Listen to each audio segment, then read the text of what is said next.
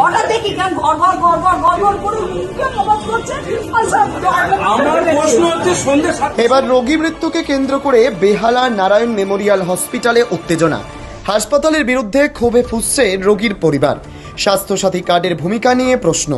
বেহালা নেতাজি সুভাষ রোডের বাসিন্দা অজিত হালদার 60 বছর বয়স। গত 4 তারিখে বুকে ব্যথা নিয়ে ভর্তি হন বেহালা নারায়ণ মেমোরিয়াল হসপিটালে।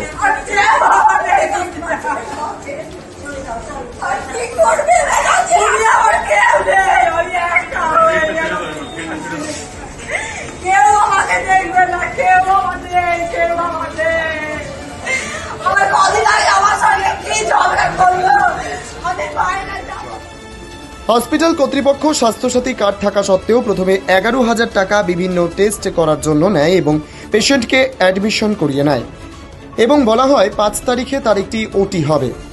এমনটাই জানানো হয়